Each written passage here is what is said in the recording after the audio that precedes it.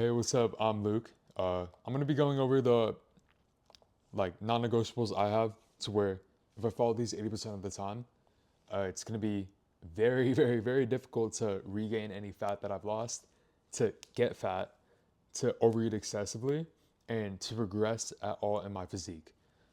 So I call it the binge to forever lean checklist because that's really the goal, to mitigate binging and then keep you lean for life. And also, just for proof, this is the system I followed to go from the photo at the top left to the photo at the bottom right. Keep in mind, I do have a lot of muscle, or a decent amount, but I was struggling very hard. And the guy at the top left could have gone crazy. He was around 170, like 180. He could have gone crazy when the 200, etc. But because I followed the systems that I'm gonna lay out, I didn't, and I got to my most shredded at the bottom right. So you should be able to screenshot this. I want to make it simple. It is very simple, but it does work. The 10K steps is by far the most important part, only because if you increase your activity, one, you're going to burn more calories, but the impact that overeating has on just whatever calorie you do consume, it is significantly less, right? If you burn more calories throughout the day, the calories that you do consume take up a smaller proportion of how, like, they just do less impact. So for me, that makes it way less difficult to justify a binge. You know, like when you go over your maintenance calories, right? You want to do a 10K calorie challenge, but you're it's a lot harder to go over your maintenance calories when your maintenance calories are higher because of cardio. And I find that 10K is the perfect minimum because 15K is a little bit. I do 15K a lot, but 15K could be hard if I have a lot of school. But 10K is really nice because a lot of the time I will average a 7K day on even my least active days, and then I'll just be like, let's do a little walk outside. Let's clean up the house, and then I get up to 10K. If you believe that you can't get up to 10K, or if you believe there's a compensation effect, I encourage you to like rethink on that. I think 10K steps and increasing my activity, increasing my low intensity cardio has really been the primary driver of my physique. So if you watch nothing else from the rest of this video, walking 10K steps minimum, I found has helped out so much more than solely trying to increase my deficit via eating less. Next, lift heavy every other day. This justifies me being able to do the cardio. This also was the only way I was able to get abs. I got really skinny in high school, but I was fat. I was like really skinny, but pudgy. And because I progressed on decline sit ups with a weight, and because I progressed on things like heavy lateral raises, heavy shoulder press, heavy incline Smith bench, heavy, what else? Heavy close grip lat pull downs, heavy leg press, calf raises, I have the physique that I do now. If you try increasing your volume during a cut, you don't have the nutrition that's going to help you recover. And then one way that I like to think about it is that anybody can add another set to their workout, but you can't just force another rep at a heavy weight. You can't just force another rep, but you can force another set, but it'll be less reps, right? So if we know that the reps on the weight and increasing the weight are the things that can only be done by progressing, if that makes sense, you need to keep the weight on the bar. And another thing as well is that hypertrophy is driven through mechanical tension. So even if we can't drive muscle growth or hypertrophy when our calories are in a deficit, you should keep the tension. And the only way you do that is by like maintaining the weight on the bar. I do like a little bit higher volume only because I want to be able to hit every muscle group. But higher volume for me means 1 to 2 set per muscle I want to train per workout. It doesn't mean doing like 8 sets of bicep curls in one lift day, right? It means doing like two sets of biceps 4 times a week, if that makes sense. So just lift heavy, push for PRs, push for strength gains, even during a deficit. The third one is drink 2 to 3 liters of water. Like caffeine, people might find that caffeine makes you more hungry and it could mess with your sleep. But I find that having some caffeine, especially in the morning, it will, if I have an urge to go eat a protein bar and that urge will turn into like 5 protein bars, having the caffeine will save me from the 1 protein bar and sometimes the 5 protein bars. Um, Caffeine is also something I use to do my cardio. If I pair the caffeine with my incline treadmill, it makes it a little bit more fun. And I do gotta be real, you don't want to develop a dependency on caffeine. I think I have a dependency on it. But I'll be real, like caffeine, 0 calorie drinks, drink mixes, especially stim free pre workout, has really helped me. Okay, I got the mic on. Okay. Uh, the sleeping, I just want to say aim for it. Um, One thing about sleep is that I get that it could be really hard to actually get sleep when you're one busy. Number two, especially if you binge ate the night before, it can ruin your sleep. Um, I actually got to my leanest with not the greatest sleep, and I kind of have insomnia, whether that's from caffeine, whether that's from stress, etc. Whether that's from being in a deficit, right? E- Even though people say that it ruins your decision making and that it ruins fat loss, calories in, calories out is the most important thing. If you believe that sleep is going to mess up your decision making, that might make it in itself easier for you to justify a binge.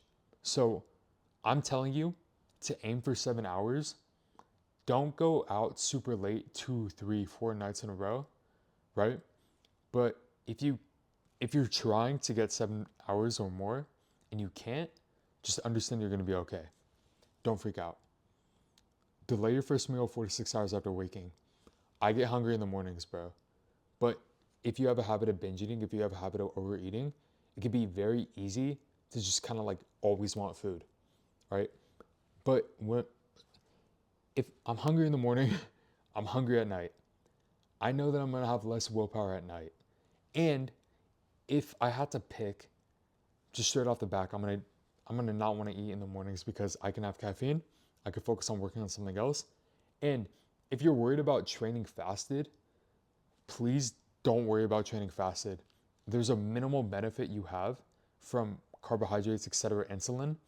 And while it does help build muscle, like it does help, having carbohydrates before your workout, having carbohydrates after your workout, having protein to spark anabolism, um, the whole goal is being in a deficit, but not overeating. And if we can stop the triggers that cause you to overeat, like for me, it would be eating something huge calorie dense, carb dense, sugar dense in the morning. If I could just cut that out, it helps me not binge. It helps me stick to my calories. It helps me get lean. And yeah, you can see my profile picture, you see my physique and stuff. I do still eat sometimes before I work out because I really like working out in the mornings, but um, an ideal day would be not eating 4 to 6 hours after I wake up. Okay, this is a big one. If I get an urge to eat, I am gonna try and go for a whole food only or pair it with a snack. You might see online that people say when you want the cake, but you end up grabbing the apple and then the salad and then the pizza and then the muffin and then the cake. You might sit down online, so it might be better for you to have the cake. But I find when I solely go for the cake, I then have the apple, I then have the pizza, I then have the salad, right? And so sometimes when you get that urge to eat, it's either best to A, not have a meal, B, eat something like a consistent snack. For me, that would be Halo Top at night, a 300 calorie Halo Top. For other people, it might be like dark chocolate. For other people, it might be some type of consistent snack to like kill the binge trigger. Um, Even if it might not be the food, right? If I'm craving crumble or if I'm craving a dessert cookie or cinnamon, I might just have the Halo Top because I have the Halo Top. It's consistent. It destroys the binge trigger.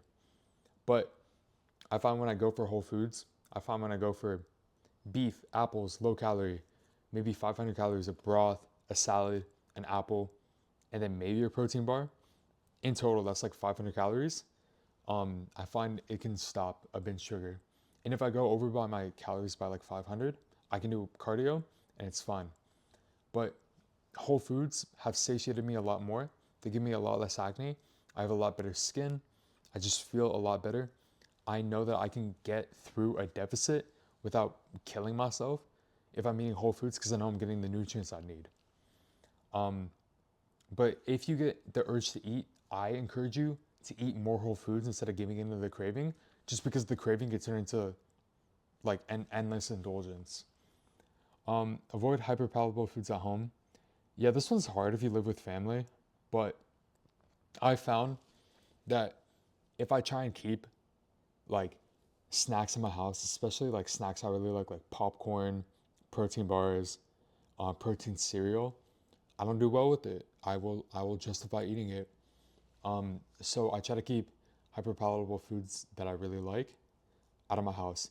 And one thing I want to say is that even though the macros of a protein bar might be the same as like egg whites, whatever, um, a the FDA allows a margin of 20% error, and these fitness companies, these like fitness food companies, are probably gonna want to go on the low end of that. So let's say your maintenance is 2,500, but to be in a 500 calorie deficit for a pound of fat per week, you want to be eating at 2,000.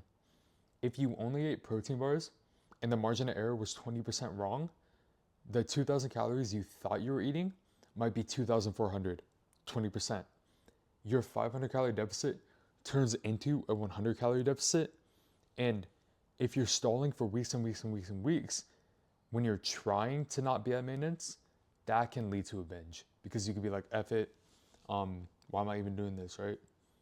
So walk 10K steps minimum, lift heavy every other day. You can do more, but I like I find that lifting justifies me having to have more food. Drink 2 to 3 liters of water minimum. You might try like caffeine or 0 calorie drinks. Sleep 7+ hours, just aim for it. Delay your first meal by like minimum 4 hours.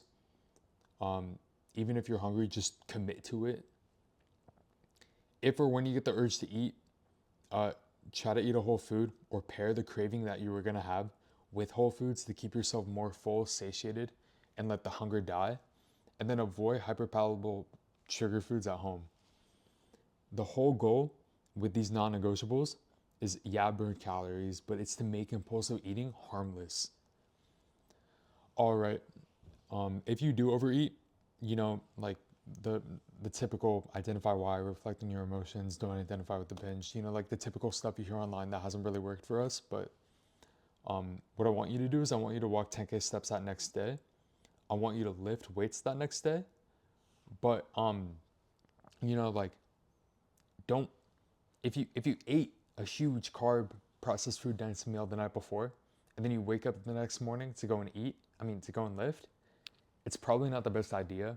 It's probably not going to help that much to have like the Rice Krispie, the cereal, the carb before you go to lift, right? Because you already have all that food. So just like lift fasted, I would recommend, so it doesn't turn into multiple days of binging. But walk 10K steps, lift the next day, drink more water so you can de-bloat, and then return to normal eating. And if you really did binge on like a lot, the biggest thing I can recommend is just block out the noise for 3, 4, 5 days. That's the biggest thing. You can try eating at maintenance, you can try being in a deficit, but blocking out the noise that you effed up, I find is the only way that I'm able to get through it. Or one thing you can do, this is actually like a maybe a hack, is you can weigh yourself on the scale that day after the binge, and if it doesn't trigger you to see that really high scale weight, you can then go on the scale on the remaining days after and see yourself just naturally get lower, lower, lower, lower, even if you're not in a deficit, just because like the water, the glycogen, the food you ate. And for me, I found that that really gives me a little bit of like psychological motivation to start the deficit again.